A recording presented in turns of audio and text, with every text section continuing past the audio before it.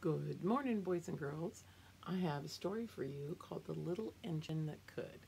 This was actually my oldest son's favorite story growing up, so I'm really looking forward to reading it to you.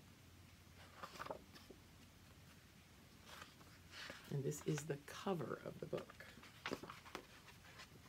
And this is the inside cover art of the book. This is a new book, so it's hard to flip the pages. And this is the title page. And it was written by Watty Piper. It's actually retold by Watty Piper. And the pictures were drawn by George and Doris Hallman. Chug, chug, chug, puff, puff, puff, ding dong, ding dong. The little train rumbled over the tracks. She was a happy little train, for she had such a jolly load to carry. Her cars were filled full of good things for boys and girls. There were toy animals, giraffes with long necks, teddy bears with almost no necks at all, and even a baby elephant. There were dolls, and dolls with blue eyes and yellow curls, and dolls with brown eyes and brown bobbed heads, and the funniest little toy clown you ever saw. There were cars full of toy engines and airplanes and tops and picture puzzles and books and every kind of things boys and girls could want. But that was not all.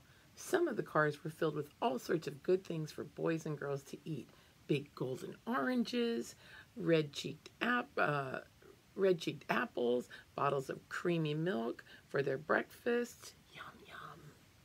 Fresh spinach for their dinners, peppermint drops, and lollipops for an after-meal treat. The little train was carrying all these wonderful things to the good little girls and boys on the other side of the mountain. She puffed along merrily, then all of a sudden she stopped with a jerk. Whoa! She simply could not go another inch. She had tried and she had tried, but her wheels could not turn. What were all those good little boys and girls on the other side of the mountain going to do with all the wonderful toys to play and with the good food to eat? Oh my goodness. Here comes a shiny new engine, said the funny little clown who jumped out of the train. Let's ask him if he'll help us. So all the dolls and all the toys cried together, please, shiny new engine, won't you please pull the train over the mountain? Our engine was broken down, and the boys and the girls on the other side won't have any toys to play with or good food to eat unless you help us. But the shiny new engine snorted. I pull you. I am a passenger engine.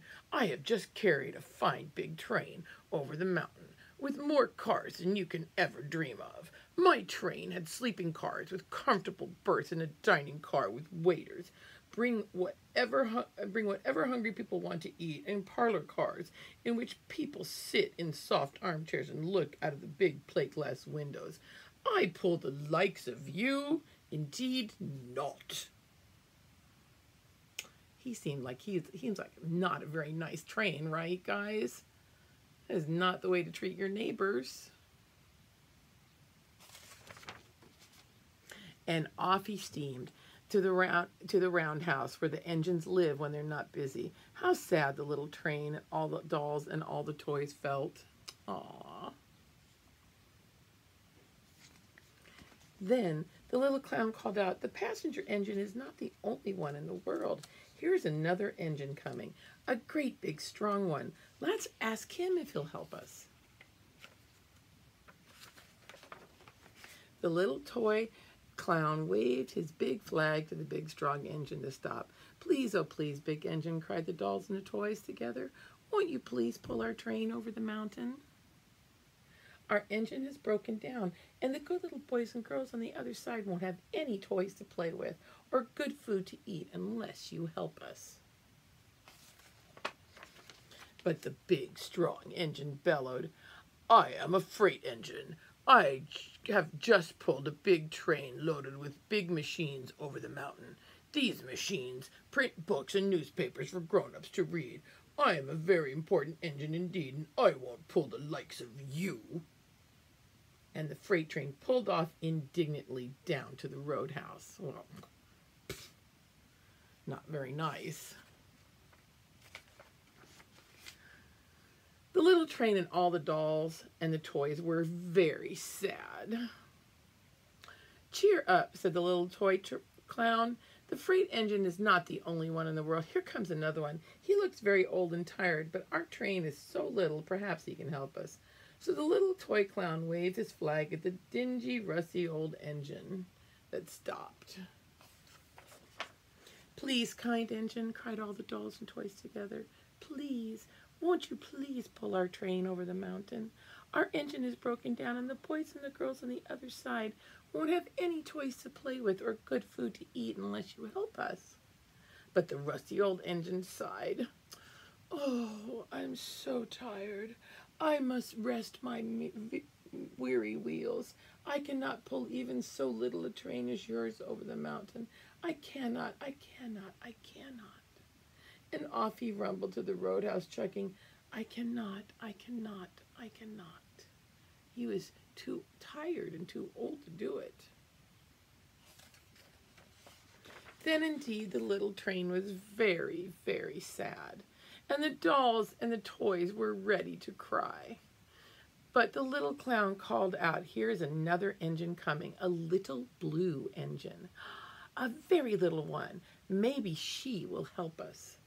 The very little engine came chugging merrily along. When she saw the toys clown and the flag, she stopped quickly. "What is the matter, my friend?" she asked kindly. Oh, she has a nice voice. "Oh, little blue engine," cried the dolls and the toys, "will you please pull us over the mountain? Our engine is broken down, and the good boys and girls on the other side won't have any toys to play with or good food to eat unless you help us. Please, please help us, little blue engine." "I am not very big," said the little blue engine. "They use me for switching trains in the yard. I have never been over the mountain." "But we must get over the mountain before the children awake," said all the dolls and the toys. The very little engine looked up and saw the tears in the doll's eyes, and she thought of the good little boys and girls on the other side of the mountain who would not have any toys or good food unless she helped. Then she said, I think I can. And she hitched herself to the little train.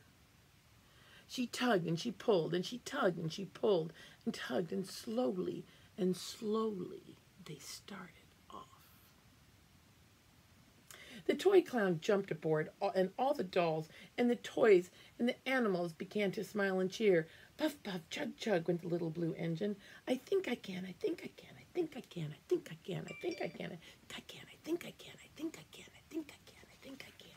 the little blue engine.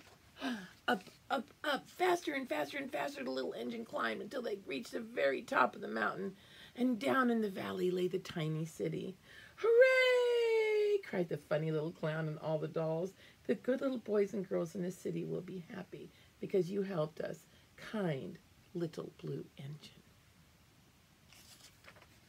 And the little blue engine smiled and seemed to say, as she puffed steadily down the mountain, "I thought I could.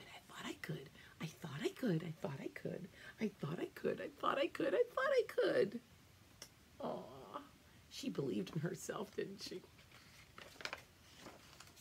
Just like you boys and girls can believe in yourselves. You know you can do things. Sometimes it's hard, but you learn as you go. All right, boys and girls. Love you guys.